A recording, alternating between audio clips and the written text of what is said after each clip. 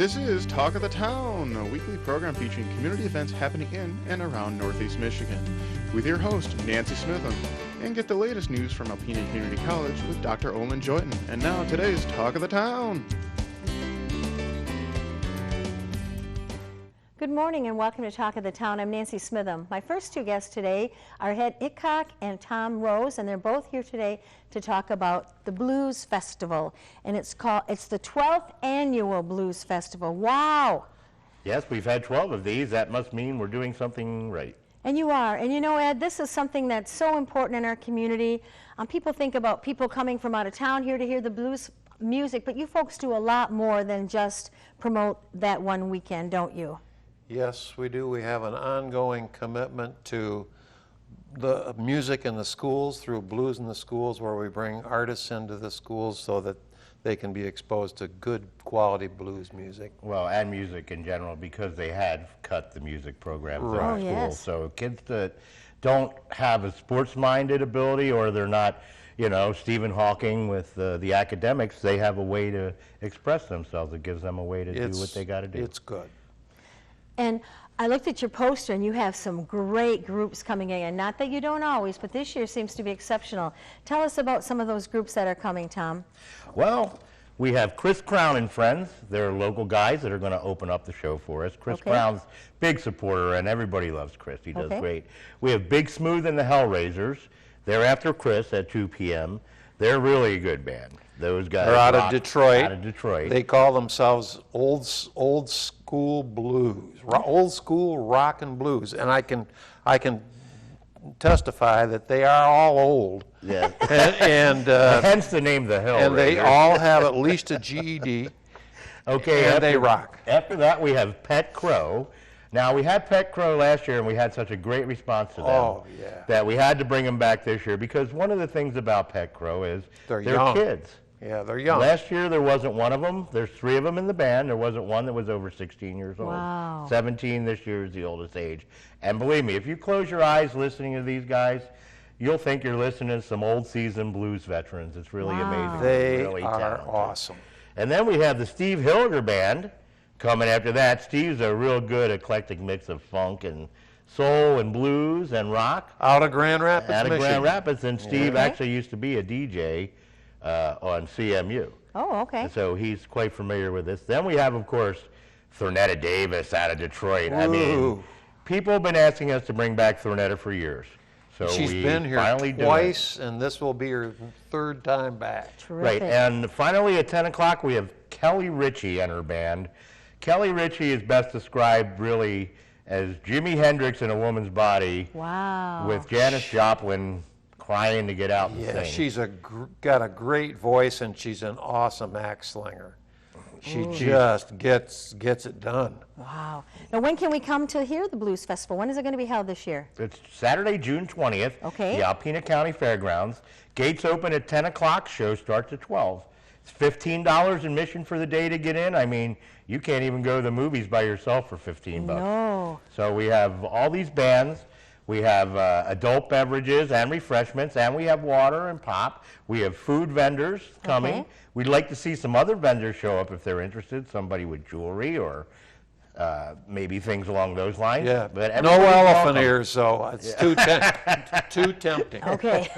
But we have no vendor fees, so it's free for vendors. If you wow. want to come and set up, you can do that. Okay. And what about camping? Is there camping?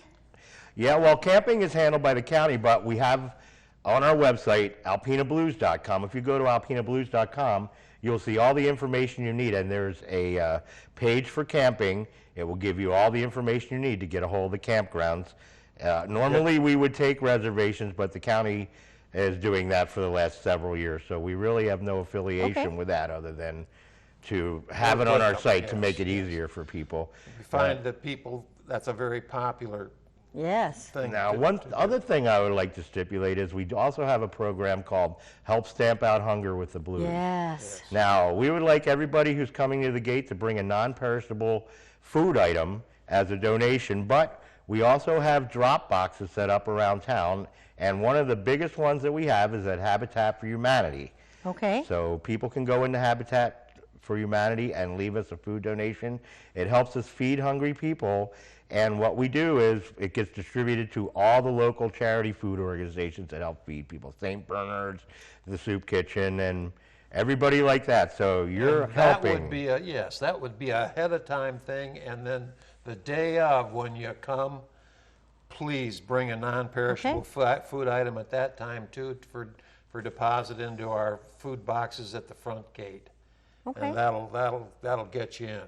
All right, and I want to go back to the poster again. You have so many wonderful sponsors, people who realize that blues, how important it is, how many people it brings to our town. They're going to eat in our restaurants and stay in our hotels and, you know, eat food and buy stuff here in town.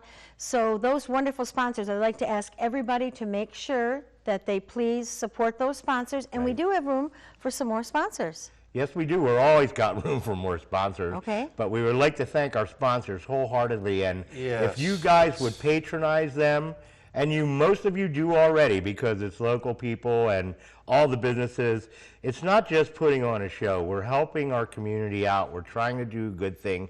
We got an award from Governor Rick Snyder last year. Yes. A recognition award to start the whole festival off for the hunger, you know, for helping stamp out hunger with the blues, and for putting blues in the schools for the kids. And that says something, and I'm proud of the award, not because we got it, but because of what it represents. Right. Yeah. And it shows people in the community that we really are on their side, and we're trying to make a difference. And we all together can make this difference for everybody. So please help us make this And the difference. music, the blues in the schools, you'll have young people performing in a few years that you've helped support and learn how to play blues music. We would love it. If We that do have that would several happen. instances of that already. We've had people that play, and I came to the festival when I was a kid with my dad, and it was awesome. So I've just come every year, and I'm a musician now because of Terrific. this, you know. All right, So, tickets are all available good. where, Tom? You can get tickets at Jimmy Garrett's Party Store, and thank you, Jimmy, he's great. And also Hal Neiman at Neiman's Family Market. Okay. Those are our 2 ticket outlets. Okay. Go in there, and and we want you to support those guys.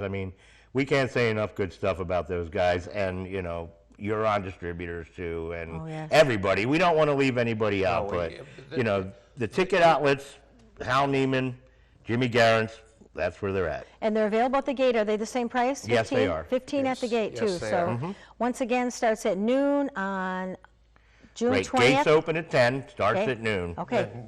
Music till midnight. All right. and maybe beyond. We don't know yet.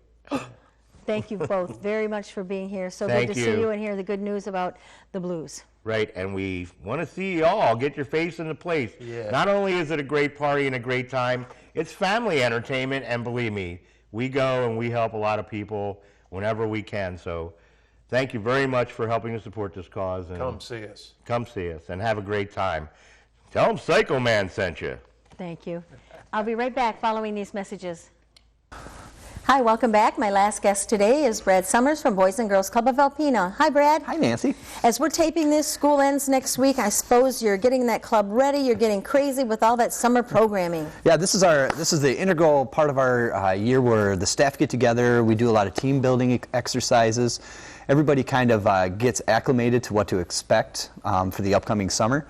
Our summer is our crazy fun time of the year. Yes. We have 2 new employees that have been hired on, Kayla Rasmussen and Brooke Mainville.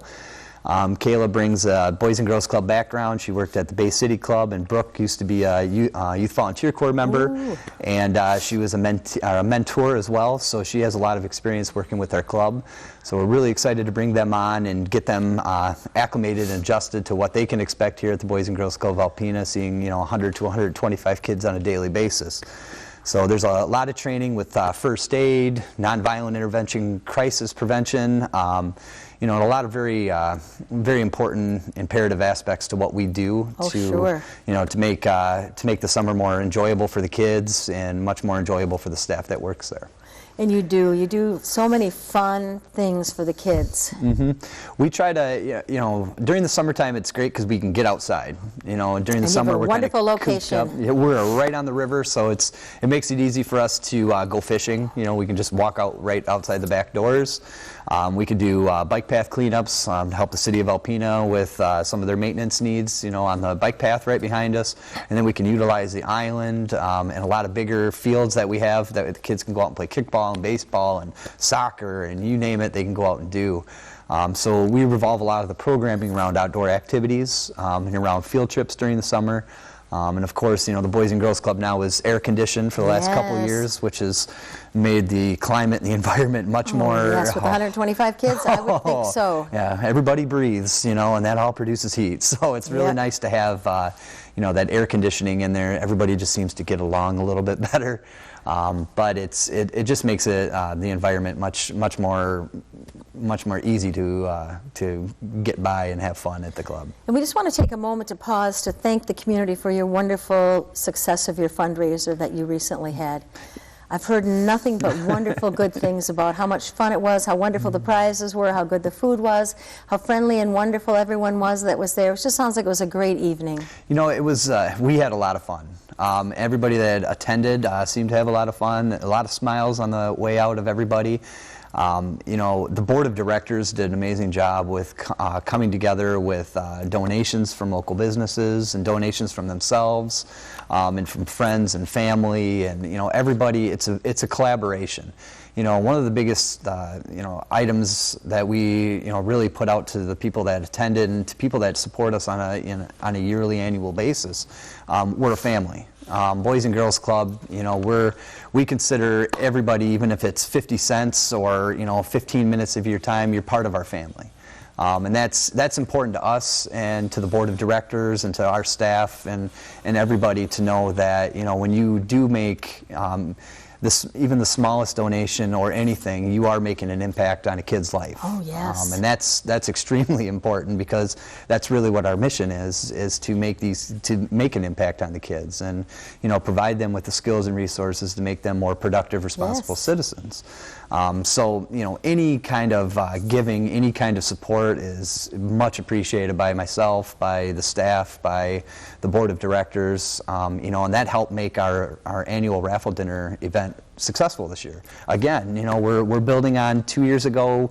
We were up on attendance, and this year we were up on attendance. I can't tell you how important it is to have so many businesses in Alpena that are willing to, on a drop of a dime, just help out the club. It's Well, I'll amazing. put something together. It's so nice to be able to call and have that relationship with people. The town that gives till it feels good. I always say that about Alpena. Alpena is extremely supportive. In my young tenure as an executive director here in Alpena, I'm learning a lot about the good people in Alpena and really, really learning about the generous nature that we all have here, and it's important. Boys and Girls Club is, a very important part of, I think, and a lot of other people as well. For 125 kids a day, I think a lot of people feel that. Pretty imperative. We're providing that, those programs for those kids, those abstinence programs, those preventative programs, to really teach those kids, like I said before, what our mission is and to make them better citizens and productive citizens. And that peer mentoring, it works. There's statistics that proves it works, and I've seen it in my own life, and it does work.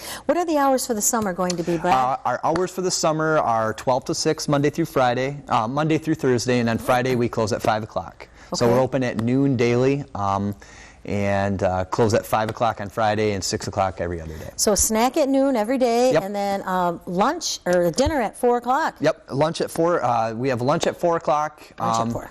And then we have the snack right when the kids get there. We'll have a snack for everybody.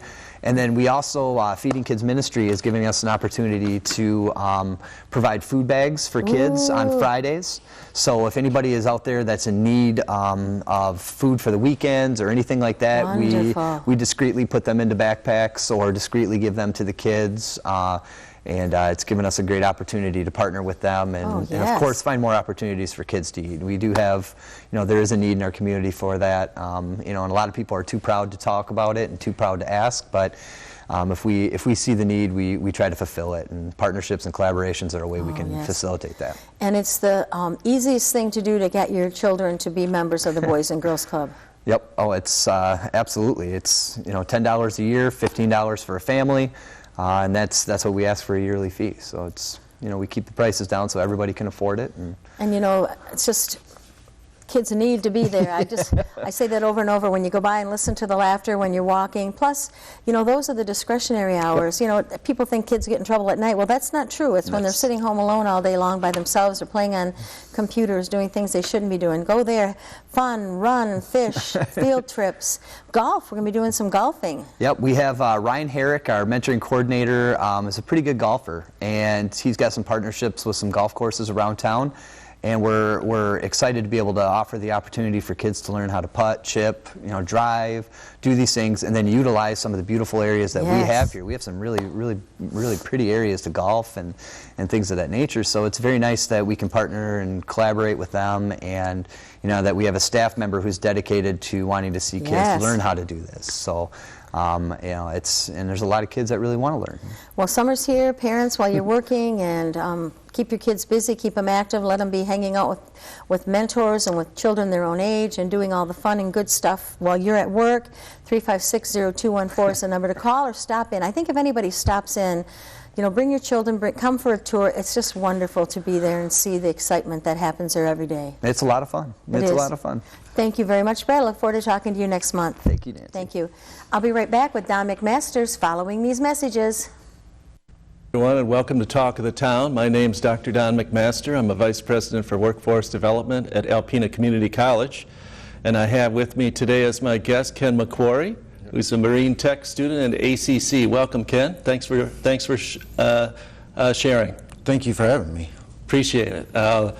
Last week we had Marine Tech instructor David Cummins on, and he described the work that your student and your fellow students and team had done in preparing for the regional ROV competition. And we thought this week we would have a student perspective. So welcome. Thank you. So Ken, tell me about what we're looking at right here.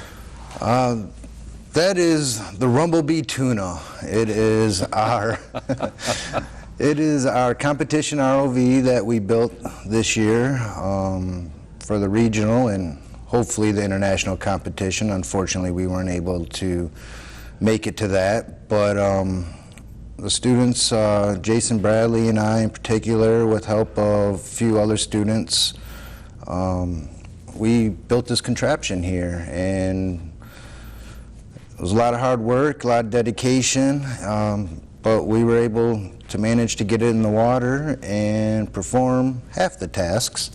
Unfortunately, not all of them, but it was an excellent experience. That's great. Well, what are some of the tasks that you were able to get this piece of robotic equipment to do? Well, it was geared initially to do a pipe inspection. We have 2 cameras on there and a manipulator in the front. That's the little gripper. And we're supposed to do a pipe inspection, turn a valve and find a leak in a pipe, remove the pipe, bring it to the surface. One other task was to collect ping pong balls from the bottom of an ice sheet, and that was representative of collecting algae samples. Sure. One other task was to identify starfish and by their genus and species name, and that was pretty much camera work. And then the other one, which got us, was the wellhead installation, where we had to remove a wellhead cap, place a gasket on top, and then place a hot stab in it and remove it. But unfortunately, time ran out before we were able to complete all those tasks. But we were extremely happy in the way our machine performed. And looking towards the future, we're definitely going to build off this platform for next year and have a lot more time to get it tweaked and have it ready for next year's competition. Wonderful. Well, from my perspective, it's an amazing accomplishment. The robotics pieces of it, the fact that it's operating underwater with a tether. You folks are on pool side, making it do things. How long did it take you to build and put together? Planning for it went along for months. Actual physical assembling it, we worked on it for a good 2.5 weeks, And in all of 2 of those weeks, Jason Bradley and I put in 10 hours a day at the school in the lab. And then even after that Friday before the competition, when we had to leave the college, we packed everything up, moved it into my basement, and we worked on it till 4:30 in the morning. Outstanding. Oh, that's great. So Jason, who is behind the camera or in the production room today, he's an ACC student as well, works here at the TV station, yeah, great guy. He wanted us to make sure we remembered to thank some people at the college who had helped out. And could you do that? Yeah, we got a lot of support from faculty and staff. The maintenance department helped us out big time by allowing us to stay later after hours until it came time to set the alarm. Bob Tosh played a huge role in machining the frame and the acrylic on there. Todd Artley was huge in helping us with our electronics, guiding us through that. That's great. Those are key people at the college, and it's nice to acknowledge their efforts. Ken, you're a part of the Marine Tech program, and has it been a good choice for you? Have you learned a lot, and are you still interested in the field? I am extremely interested in the field. The further I've gone along into this program, the more interested I am. I have not lost interest one bit. Being in this program has provided me so many opportunities that I never would have dreamed of being able to do. From going down to underwater intervention back in February, which is the conference for the industry, commercial diving and ROV work. I was able to do that. Got to go down with Dave Cummins and work with Grand Valley down on Reeds Lake, where we put an ROV through the ice. I've been out in the Thunder Bay National Marine Sanctuary multiple times, putting ROVs down on shipwrecks, which is just amazing. And as recently as of yesterday, got to go out on the Nancy K, which is in town, and we were doing research on if that ship was a viable platform to launch ROVs off, and Dr. Gleason came up from Grand Valley State and brought his ROV up, and ACC's ROV was out there with David Cummins, the Outland, and we went to 3 different shipwrecks. We started out shallow, started in 16 feet water on the Monahanset, Right. and we tested it off there. Then after that was successful, we moved further out. We went to the Lucinda Van Valkenburg, and that was in 60 feet of water. And both ROVs performed amazing. We got amazing video from that. And then the 3rd shipwreck we went to was the Grecian, and that's in 100 feet of water. And a lot more dangers on that one with wreckage and stuff like that, but it was a successful day. We made 6 ROV deployments, 6 ROV recoveries, and had beautiful weather out there. Lake Huron was like glass all day yesterday. Amazing experience. We got 3 other students, or soon-to-be Marine Tech students out there. They're all going to be starting up their first year in the program this year, and we got them out on the boat and got them a little taste of what it's like. Outstanding. Ken, that is a great story, and that should be appealing to anyone who might be interested in this program. Viewers, thanks for tuning in. Thanks for your continued support of ACC. And Ken, thank you for coming out today. Thank you again for having me. My pleasure. This has been Talk of the Town with Nancy Smitham and Dr. Olin Joyden. For a list of events taking place in Northeast Michigan, visit our website at www.wbkb11.com and click on Community. This has been a Thunder Bay Broadcasting Corporation production.